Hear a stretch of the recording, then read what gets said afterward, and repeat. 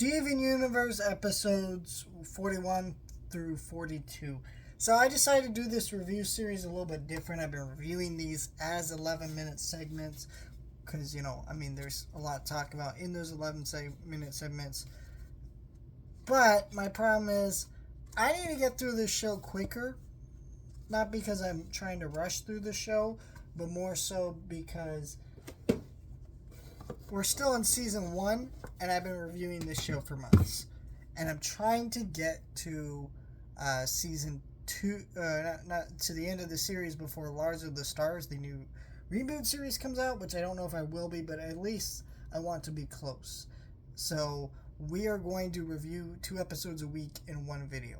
So this is the start of that. Let's start with the first one, Maximum Capacity. This episode's a pretty terrible episode with some good moments in there. First of all, this episode starts off chill, has a lot of great comedy.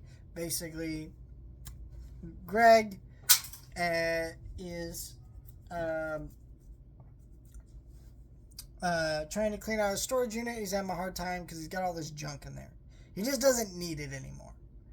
And he's kind of a kleptomaniac from what it looks like. I mean, he has all this shit in there that's just like, what the fuck is in it?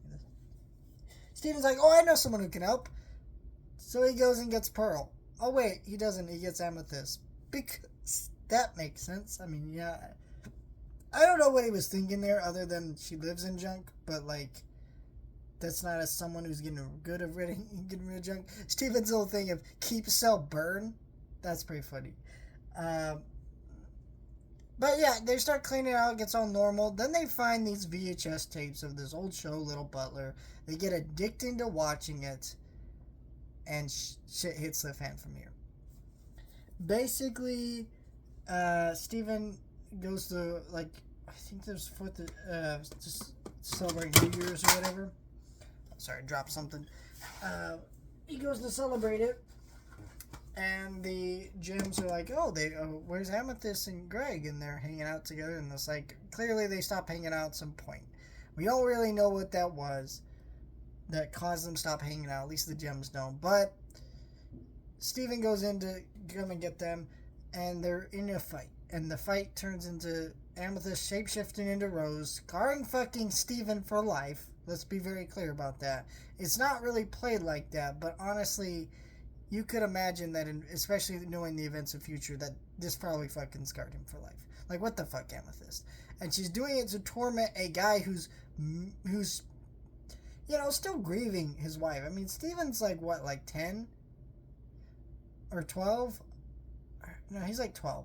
Because he turns 13 later, right? Yeah. Whatever. He's really young, okay? It's not even been 20 years since his wife died. You never really get over the love of your life dying. But, he's probably, still one of his most heavy stages of grieving. Genuinely. I mean, you see how all the gems react to Rose not being around. Imagine what Greg's feeling. So it's just a fucked up thing on her part. And she starts getting mad at Greg about, I used to have someone who was there for me until she started hanging out with you. And so it comes across either Amethyst has a out for Greg because she misses having Rose and blames Greg for that, or she has an affection for Greg. And honestly, could go either or. The problem is, if this was the setup to a conflict, first of all, Steven Universe is a kid show. I understand there's a lot of adult themes and complex themes in the show, and I think you can do that in a way that works, and most of the time here it does. But this is really dark subject matter. I don't know I would let my kid watch in the fucking show like this. It's just weird. And then it's the fact that it doesn't really get any resolution in the end, because the way they make up in this episode is just Amethyst takes the stuff back to the temple. And then that's it. But and Greg's okay with everything, I guess. But that's not enough. What Amethyst did is absolutely deplorable. That it's not a thing where you would hate this. It doesn't really ruin the character for me. I honestly just forget about this episode even happening, but when I think about this episode, the character actions here needed resolution, but I also why the fuck would Rebecca Sugar and her team write this in a show like this? It seems really fucked up and mean-spirited. and without resolution, it just is so off. And this is the thing with Rebecca Sugar and her writing in the show. I understand some of this isn't her fault and her show was cut short, but definitely there are points in this show where you're like, look, you made a townie episode instead of resolving storylines like this. I don't even know how you would have done it, but it's still like, yo, like, what the fuck? You really had this whole plot and everything figured out, and you couldn't figure out a way to resolve some of these ideas and storylines? I don't know, man, but it's just a weird episode that I just don't like. Next episode is one of the best episodes of the series, Rose's Scabbard.